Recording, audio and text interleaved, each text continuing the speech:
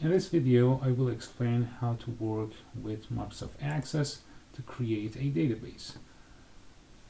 Here we have different options: opening an existing database or creating a blank desktop database. Click on blank database. We can determine the name of the database and the path, where to be saved,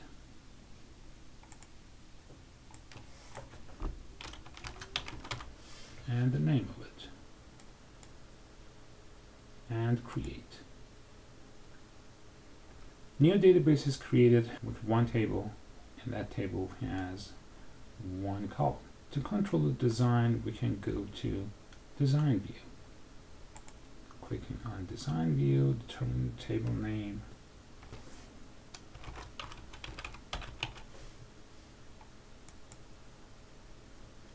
and here we have Design Tools. We can create a list of fields that are required for creating this table. This is customer table for each city. Each table must have a primary key, so the system creates an ID, which is a primary key. You can see the key sign here. And the data type, we can select the data type, being auto number or anything else. We have different options: short text, long text. Each of them have different size. Number, which we can select different types of numbers down here from the field properties. Date time, the currency, and all other types. For customer ID, we can leave it as number or auto number. For the number, we need to enter that number manually for each new customer. We can change the name.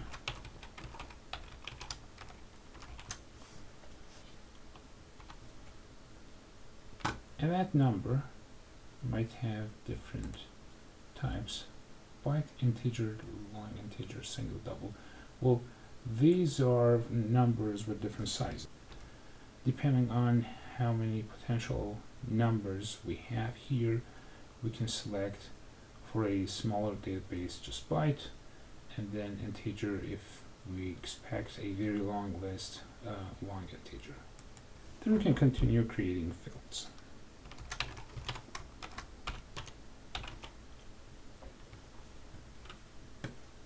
First name, short text. Also, field size. Access is going to reserve 255 characters for this field. This is too long.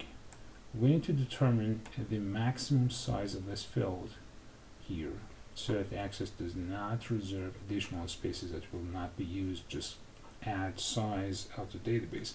Let's say 30 will be the most number of characters we expect for a first name.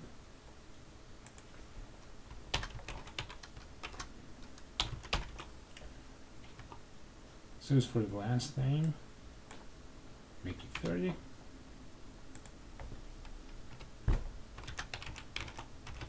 Strict address, short text is okay. Expect it to be longer than the name, so some 60 characters reserved for the address.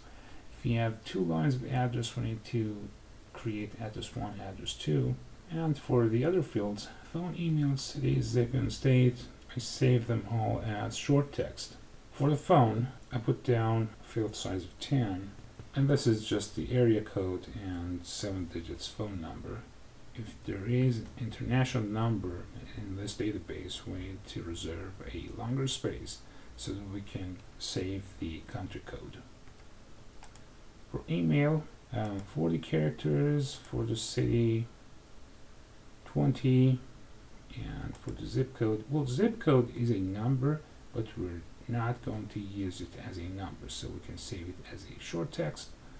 Field size of 5, we can save it as a number, but must be careful. There's no math operations on any zip code. And state, just state abbreviation, 2 characters. Now for the phone, we can have 10 digits or format it as phone. There's one field here lets us format it as phone with the pair of parentheses around the area code input mask. Okay, if you're going to use input mask, we need to save the table first, and then when this dialog opens, if that's phone number, this is one of those formats, social security number, zip code, etc. Well, phone number, this format is okay. If we try it, we can see how it works.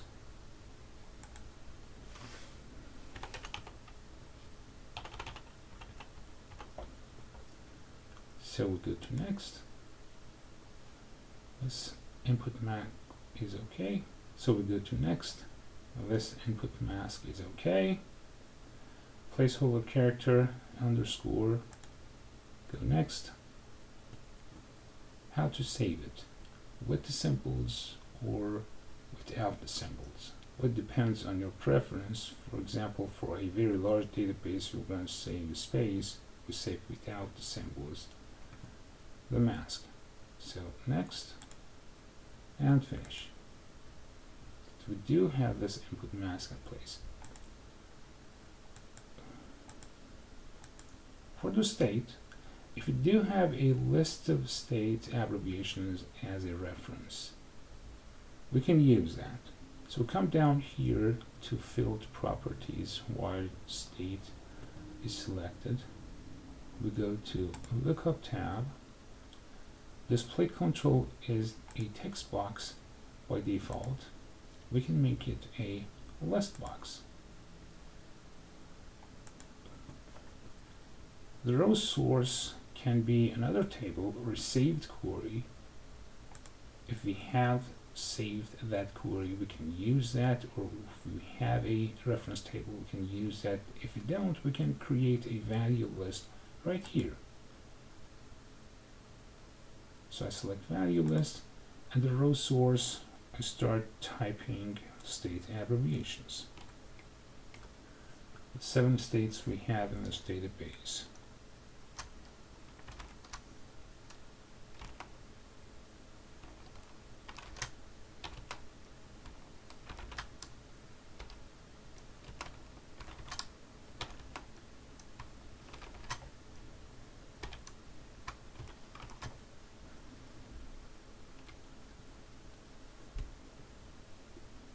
Now that we have determined the details, we can switch to view. System asks for saving. Click yes, and you have your customer table. So customer ID, if I enter 1, first name, last name, other things, we can enter them. For the phone, as soon as we click, we see the format.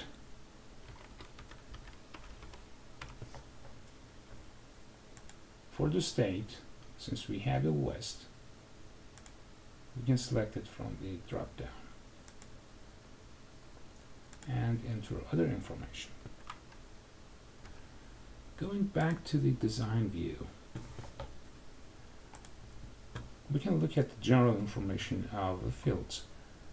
Here for customer ID, which is a primary key, if you go down the list, you can see it's a required field. It's required yes for the first name.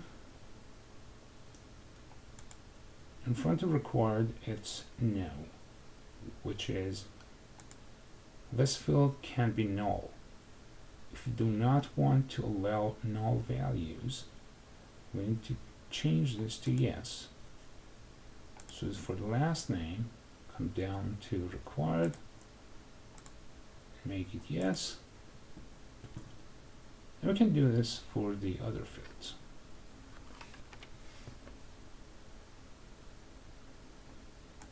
Now go back to datasheet view, save one more time, creating customer table. Now I'm going to create next table, which is sale table. Go to create tab. We can create different objects here: tables, queries, forms, reports, and macros. Create a table. just like the first table we observed here. We can switch to design view. Click name, sale, and start here. Sale ID. We can leave auto number here or change it to number. Any other thing we want. The most convenient primary code is auto number. Sale date.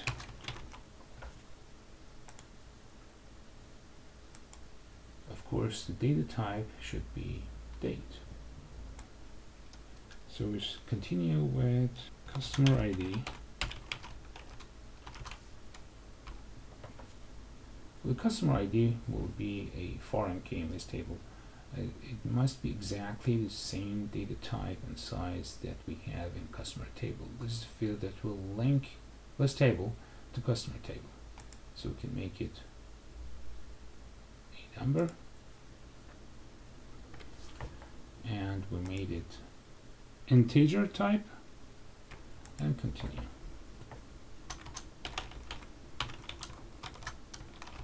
Employee ID, also we can make it a number. If there were sales tax, it must be currency.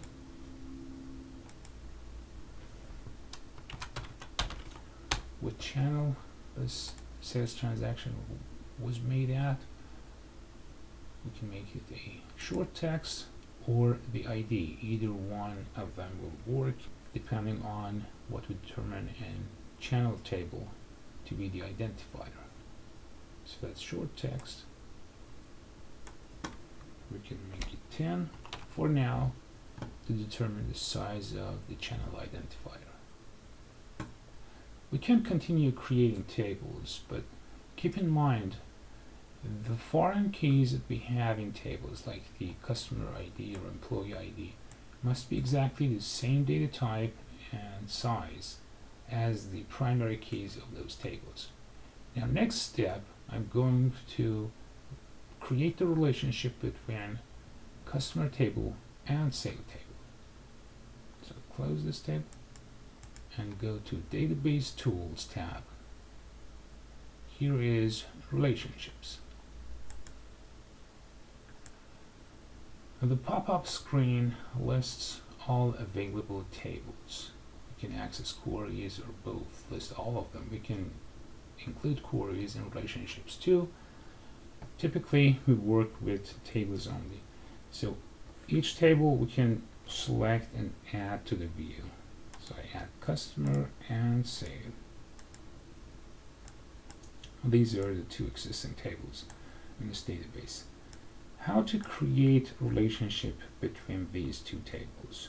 Well, we must have a primary key on one side of the relationship and a foreign key, a duplicate value of that primary key on the other side. I click on the primary key, and this is always the one side of the relationship. The foreign key is typically the many side of the relationship. Grab and drag and drop it on customer ID on this side. So the system starts checking. Do you really need customer ID to be associated with customer ID on the other table? Or if you drop it on the wrong field, you can always change it. Okay. Enforce referential integrity.